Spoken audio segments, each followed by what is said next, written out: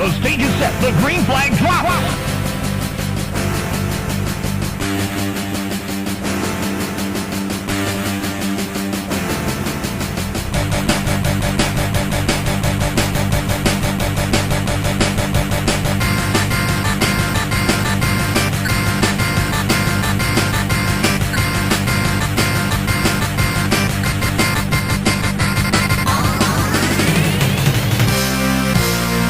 Rock and Roll Racing, a game in which the title perfectly expresses the experience it intends to offer.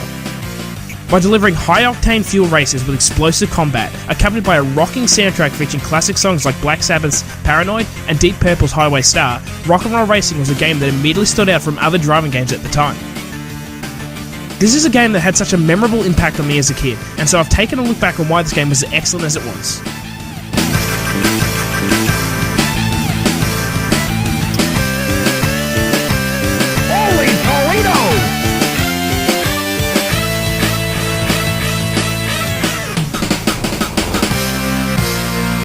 Rock and Roll Racing was developed by Silicon and Synapse, a game company that evolved and later became Blizzard Entertainment.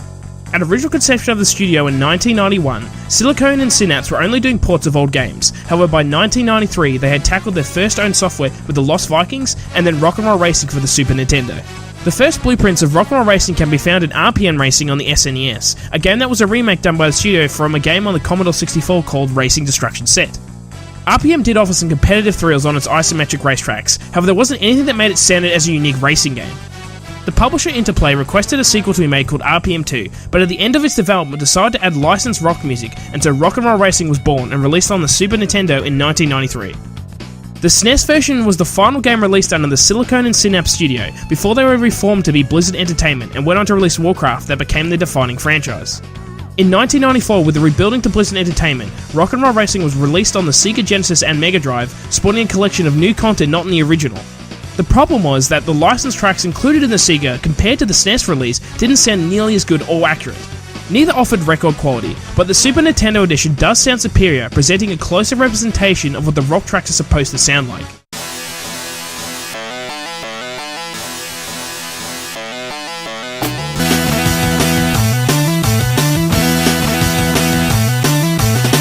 For many, this immediately makes the SNES version the best one, but personally I actually like the Sega release more. It doesn't sound as good, and the commentary silences out other music in order to play, but what it lacks in audio quality, it makes up for in overall content presented. In Rock and Roll Racing's main mode, your objective is to win races, improve your car, advance to the next division, and then fly off to another alien world. For the SNES version, each division of a world has the exact same tracks, but for the Sega release there is a collection of brand new tracks to race to, in turn literally doubling the number of race courses. If you just play the game for a short period of time, then the Super Nintendo release is better. Otherwise, all extra tracks and even the bonus song that the Sega version offers makes playing the entire main mode much more diverse and fulfilling. There was also a ported version of the game for the Game Boy Advance released in the year 2004, and that although is limited by its hardware, does offer a compelling portable version of the game. Regardless of which version you play, the rearrangement of classic tracks was an excellent idea and really became a significant selling point of the game, and was advertised as such on the box. Many games have influenced my appreciation and love for music, but Rock and Roll Racing would have had to have been the first. Bad to the Bone, Born to be Wild, Highway Star and Paranoid were all songs I grew to love by playing this game. As a kid I quickly became interested in listening to the vinyl recordings of the official versions. Equally as significant to my impressionable young mind was the accompanying enthusiastic commentator for the game, Larry Supermouth Huffman, who had a collection of phrases that he would cycle between depending on different races and positions. Jake scores a first-place knockout. Rip finishes second. Rage takes a weak third. Shred is in another time zone. To this very day, every single line of dialogue he says is imprinted in my brain, as I expect would be the case for many others who played this game. From his starting line, "Let the carnage begin!" to his last position confirmation of "Roadkill is in another time zone." The quotability of each line of dialogue was something truly joyous that Blizzard continued to excel in with future games. This infusion of the hyped-up commentator with the 16-bit representations of rocking songs was enough to make every race feel exciting to listen to, and the gameplay further amplifies the fun. Utilising an isometric view, your goal is to race around alien tracks while avoiding obstacles that get in your way, like goo, that makes you slip or slow you down. Every race featured yourself plus 3 AI-controlled races that all featured rock and roll inspired names like Rip and Shred. The character you race as can be picked from a variety of different home planets that not only granted different specialities like improved cornering or top speeds, but also changed what Loudmouth I would say when racing. Using a secret code, it was also possible to unlock Olaf from Blizzard's The Lost Vikings game that supported 3 skills instead of 2. In the first world, you start racing against its top racer Viper, with Rip and Shred being your accompanying competition. You are given a vehicle equipped with a variety of weapons that can be used to harass your opponents by causing them to crash into walls or destroy them entirely. Ramming into your competition and blowing them up never gets old, and becomes an essential part of winning races, especially on the higher difficulties. Clock jams into first. Exploding on the track can be avoided by carefully navigating enemy attacks or by collecting the limited number of health packs on the road. Money can also be attained by winning races, taking out your competition, or picking up money caches as you race around the course. Increasing your revenue is incredibly important, as it allows you to upgrade your car to enable even more cars to be brought down in a race. As you win races, you are also receiving score points that when enough is collected, it is possible to move on to the next division for even more tougher races. Upon continuing to defeat this world's races, you can then move on to another planet for a new local rival, a whole new environment, as well as brand new vehicles to race against. Often upgrading to the world's new and improved vehicle is the best option to keep your dominance over the competition, as you fight against races like Roadkill, Butcher, and Slash. Moving from a truck to eventually a tank is an extremely satisfying reward that has you greatly improving not only speed and control, but also the firepower you can deal up. The locations you go to all feel unique from each other, not only due to the track's layout and obstacles, but also because of the visuals on display.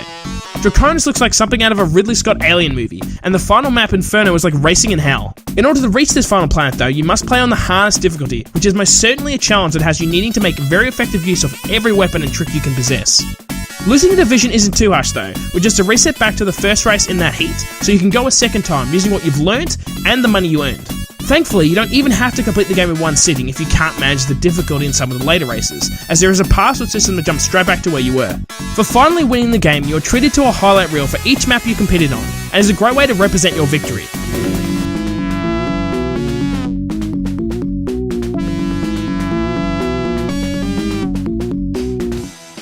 You don't have to play it alone though. In fact, every part of the game can be experienced with a buddy. Racing against the friends is where the competition really comes into play, and the chaos that can come from destroying each other on that final lap. Rock'n'Roll Racing's 2-player option offers one hell of a good time compared to just the AI counterpart, and leaving your loser friend behind to advance to the next division never gets old. The normal game mode is very entertaining, but when playing with a friend is even more fun in the versus mode, as it allows you to pick any map, vehicle or character. Additionally, your vehicle stats are completely maxed out, so maximum carnage can be implemented when speeding around a track. As a kid, I remember racing on the later tracks like the NHO Ice map with the incredibly powerful Havoc, well before I ever got there in the main game, due to how challenging the races got. It's a very enjoyable arcade option that allows you to experience all the features of the game right away without having to worry about actually winning races consecutively. Ivan scores a first-place knockout. Viper finishes second. Snake takes a weak third. Rip is in another time zone. Snake hits the warp. Returning to Rock'n'Roll Racing, the game holds up and still delivers an adrenaline-fueled rush of explosive action with thrilling races from start to finish. Racing around to some classic rocking tracks creates such an excellent vibe when combined with the hyped-up commentary as you rip through your opponents. Wipeout! Blizzard has released Rock'n'Roll Racing as a free download under its classic game section on Battle.net, but it only features 3 tracks and no licensed music, which really removes the wonderful atmosphere the original captures, but at the very least it is easy to obtain for those wanting to try the game. Blizzard Entertainment has gone on to make many great things since its conception, but they have most definitely unleashed hot fury with Rock'n'Roll Racing that remains one of the best driving and multiplayer games to come out of the Super Nintendo and Sega Mega Drive. Hopefully you enjoyed this flashback and thank you so much for watching. For more gaming and geeky content, stay tuned to Optional Extra.